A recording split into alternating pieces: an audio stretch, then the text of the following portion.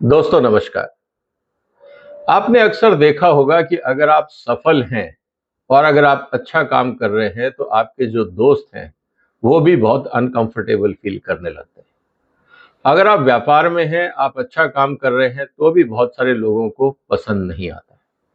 और इसी तरह से आज जब अंतर्राष्ट्रीय बाजार में हर देश आगे बढ़ने की होड़ में है तो भारत की तरक्की को देख के बहुत सारे लोग खुश नहीं हैं। और मैं बात कर रहा हूं हमारे दोस्तों की, अमेरिका जैसे देशों की। भारत ने जिस तरह से यूपीआई में सफलता प्राप्त करी है, जो हमारा यूनिफाइड पेमेंट इंटरफेस सिस्टम है, जिसके कारण हम अपने मोबाइल से लगातार बगैर इंटरप्शन के पेमेंट करते रहते हैं, इसको लेके जो क्रेडिट कार्ड कंपनियां हैं वो दुखी हैं। अब आप सोचेंगे कि साहब क्रेडिट कार्ड कंपनियों से अमेरिका का क्या लेना देना। बहुत सिंपल कारण, जितने भी क्रेडिट कार्ड नेटवर्क हैं, चाहे वो वीसा है, मास्टर कार्ड है, अमेरिकन एक्सप्रेस है, तीनों अमेरिकन कंपनी है। इन्होंने अपने पूरे पेमेंट सिस्टम से पूरी दुनिया पे एक हिसाब से कब्जा किया हुआ था। अब भारत सरकार ने ये कहा है कि भाई जब इंटरनेट इतना पॉपुलर हो गया है, सबके हाथ में मोबाइल है, और भारत जैसे देश में जहाँ पे अगर मैं ये कहूँ कि लिटरेसी लेवल कम है, गरीब लोग रहते हैं, वहां पे भी अगर यूपीआई सक्सेसफुल हो गया है तो हम इसको अंतर्राष्ट्रीय स्तर पर क्यों नहीं ले जा सकते। इस सोच से अमेरिकन सरकार घबरा रही है।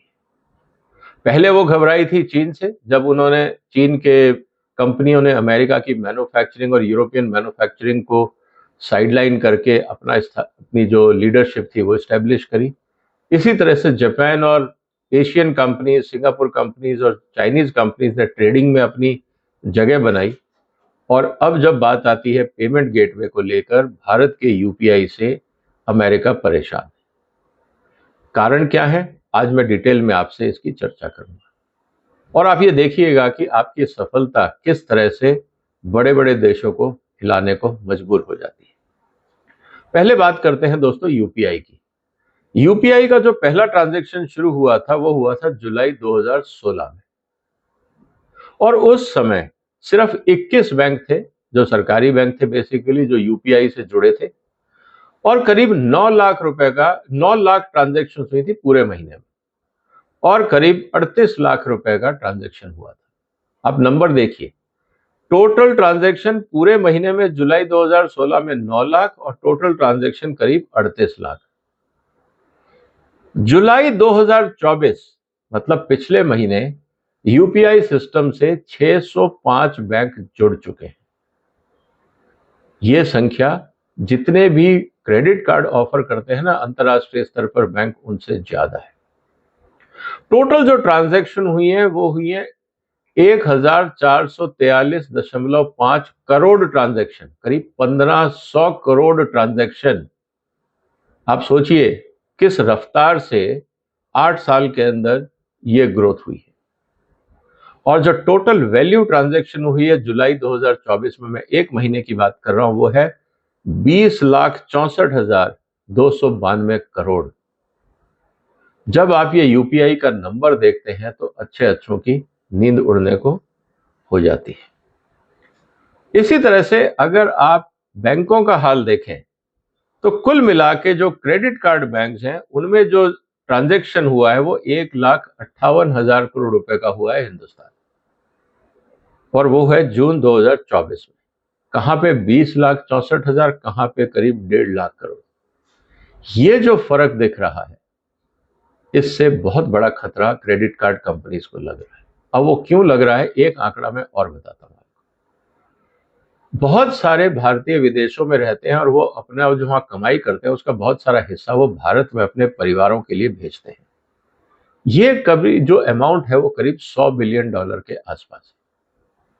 और जब $100 बिलियन आप विदेश से भारत में भेजेंगे, जिसको हम रेमिटेंस बोलते हैं, हमारे जो भाई लोग विदेशों में काम करते हैं, जब आप 100 बिलियन डॉलर जब आप भारत भेजते हो तो उसमें 6% की दर से सर्विस चार्ज भी लगता है। मतलब $6 बिलियन भारतीयों को सर्विस चार्ज के रूप में इन क्रेडिट कार्ड कंपनीज और पेमेंट गेटवेज को देना पड़ता है। इसीलिए भारत सरकार ने एक प्रपोजल रखा है कि भाई हम यूपीआई को ही पूरी दुनिया में फैला देते हैं।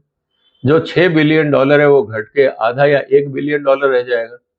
जो लोग पैसा घर भेज रहे हैं उनको पूरा पैसा मिलेगा। इसमें ऐतराज क्या है? लेकिन अमेरिका ने कहा हम ऐसा नहीं करना चाहते। कारण बहुत सिंपल है कि जो $6 बिलियन का जो ट्रांजैक्शन है वो अमेरिकन बैंकों में जाता है, उनकी कमाई घटेगी, ये नेट प्रॉफिट है उनके ऐसे हिसाब से। और वैसे भी वो अमेरिकन सरकार को वहां की क्रेडिट कार्ड कंपनियां बहुत बार बोल चुकी हैं कि आप भारत सरकार पे दबाव डालिए कि ये यूपीआई और रुपी कार्ड जो इन्होंने निकाला है उससे हमारा बिजनेस बहुत खराब हो रहा है। और ये बात बार बार वो अपनी सरकारों को कहते रहते हैं कि बायलैटरल मीटिंग्स में आप इनको उठाइए। इसीलिए जब ये बात आई कि हम यूपीआई को क्यों नहीं ग्लोबल ट्रांजैक्शन प्लेटफॉर्म बना सकते और आप अपने यहाँ बनाइए, इस तरह के जो इंटरनेट बेस्ड प्लेटफॉर्म्स हैं हम इनको इंटीग्रेट कर सकते हैं, तो अमेरिकन सरकार ने कहा नहीं, हमें इसमें भी जल्दी नहीं है क्योंकि हमें लगता है ये सेफ नहीं है। दोस्तों, सवाल इस बात का है कि जब हिंदुस्तान में 1,500 करोड़ ट्रांजैक्शंस हर महीने होती हैं और हिंदुस्तान में जो साइबर सिक्योरिटी के केसेस हैं वो अमेरिका से 1/3 है। अमेरिका में क्रेडिट कार्ड, डेबिट कार्ड होते हुए भी, सब कुछ होने के बाद भी वहां साइबर क्राइम हिंदुस्तान से करीब 5 से 10 गुना ज्यादा है। हमारे यहाँ कम है। और यूपीआई में अभी तक कोई फ्रॉड और इस तरह की बातों की तो कोई आया नहीं कि आपने पेमेंट किसी को भेजा और किसी और के अकाउंट में क्रेडिट हो गया। इस तरह की स्थितियां नहीं पैदा हो रही। तो फिर घबराहट किस बात की? तो घबराहट इस बात की है कि अगर हम इंटीग्रेट कर देंगे तो भारत की यूपीआई जैसी जो स्कीम्स हैं या जो सिस्टम्स हैं, कंपनियां हैं भारत की, ये दुनिया में डोमिनेट करेंगी। और जब ये डोमिनेट करेंगी, टेक्नोलॉजी इनकी वर्ल्ड क्लास है, इनकी कॉस्ट ऑफ ऑपरेशन दुनिया में सबसे कम है, तो हमारे महंगे क्रेडिट कार्ड और डेबिट कार्ड कौन लेगा? ये इनको एक सबसे बड़ा टेंशन है। उसको जस्टिफाई करने के लिए इनका ये कहना है कि अगर हम फास्ट एक्सचेंज करते हैं, मतलब कि फास्ट पेमेंट करते हैं, तो इससे रिस्क बढ़ जाता है। वो रिस्क बर्डन कौन लेगा? तो दोस्तों, आज ये बताइए कि क्या भारत में रिस्क बर्डन भारत के बैंक नहीं ले रहे? जो इंडियन बैंक हैं, छोटे बैंक हैं, कोऑपरेटिव्स बैंक है, शेड्यूल्ड बैंक है, क्या वो रिस्क नहीं ले रहे? क्या उनका नुकसान हो रहा है? क्या वो डूब गए? लेकिन अमेरिका के बड़े बैंक ये रिस्क नहीं ले सकते क्योंकि उनकी नीयत साफ नहीं है, रिस्क कहीं नहीं है। लेकिन वो जो $6 बिलियन जो भारत में पैसा आता है उससे जो उनकी वसूली होती है वो खोना नहीं चाहते। दूसरा जो इंपॉर्टेंट चीज है वो आपको ये समझना होगा कि अमेरिका ने भी अभी फेडनाउ सर्विसेज की जो हमारे यहाँ यूपीआई होती है उस तरह से फेडनाउ सर्विसेज के रूप में वहां पे इंटरनेट बेस्ड यूपीआई का अल्टरनेट शुरू किया है। लेकिन उनको वो रिस्पॉन्स नहीं मिल रहा है जो यूपीआई को मिला। और वहां की क्रेडिट कार्ड कंपनियां भी नहीं चाहती कि फेडनाउ सक्सेसफुल हो, नहीं तो उनका नुकसान होगा। तो अमेरिका की दुविधा हम समझ सकते हैं। तीसरा जो सबसे बड़ी राजनीति है इसमें वो है कि आज आप कभी ईरान पे सैंक्शन लगाते हैं, कभी आप चाइना पे लगा देते हैं, कभी आप रशिया पे लगा देते हैं। आपको जहां मन करता है आप इंटरनेशनल ट्रांजैक्शंस पे सैंक्शन लगा देते हैं। आप स्विफ्ट जो नेटवर्क है आप उसको बंद कर देते हैं कि आप रशिया उससे डील नहीं करेगा, जिससे उनको इकोनॉमिक ब्लॉकेड हो जाता है।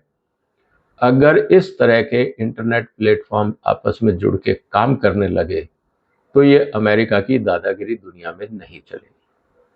अब वो उनके हाथ में नहीं रहेगा कि हम सैंक्शन लगाएं या नहीं लगाएं, क्योंकि मान लीजिए कि ईरान का बैंकिंग सिस्टम इंडिया से जुड़ा हुआ है, रशिया का जुड़ा हुआ है, अमेरिका का जुड़ा हुआ है, तो जो ट्रांजैक्शंस होती हैं एक तो वो सारी डिजिटाइज होंगी, 2 नंबर के काम आसानी से पकड़ में आएंगे, ये पता लगेगा कि कौन कहाँ किसको कितना पैसा भेज रहा है, कब भेज रहा है। साथ ही साथ जो अननेसेसरी सैंक्शंस लगाए जाते हैं उस पे अमेरिका को फिर पूरी दुनिया को साथ में लेना पड़ेगा ताकि सैंक्शन के लिए जितने पेमेंट गेटवे हैं वो साथ दे। अब कोई ज़रूरी तो नहीं कि हर आदमी अमेरिका की मनमर्जी से काम करे, इसीलिए उनको सबसे बड़ा खतरा ये लग रहा है। तो दोस्तों, एक बात तो बहुत क्लियर है कि अगर भारत के यूपीआई के खिलाफ अमेरिका मोर्चा खोलने का प्रयास कर रहा है या उसको डिस्करेज कर रहा है, तो इस बात को तो मान लीजिए कि यूपीआई दुनिया की एक सबसे बड़ी सक्सेस स्टोरी बनने वाला है। अब कितने लोग या कितने देश जुड़ेंगे ये अलग बात है, लेकिन अमेरिका जिस तरह से परेशान है, ये यूपीआई की सक्सेस का एक बहुत बड़ा सर्टिफिकेट है। आपका क्या कहना है दोस्तों? क्या यूपीआई से आपको प्रॉब्लम्स हो रही हैं? क्या यूपीआई अनसेफ है? अगर नहीं तो फिर अमेरिका क्यों परेशान? आपका क्या विचार है? कमेंट बॉक्स में लिखिए, इस वीडियो को शेयर करिए, आपस में चर्चा करिए कि किस तरह से भारत की पेमेंट टेक्नोलॉजीज दुनिया में परचम फहरा रही हैं। खुशी होती है ये देख के, उम्मीद है आप भी खुश होंगे। इस वीडियो को शेयर करिए, चैनल को सब्सक्राइब करिए अगर नहीं किया है तो। फिर मुलाकात होगी एक और महत्वपूर्ण मुद्दे के साथ। तब तक वंदे मातरम।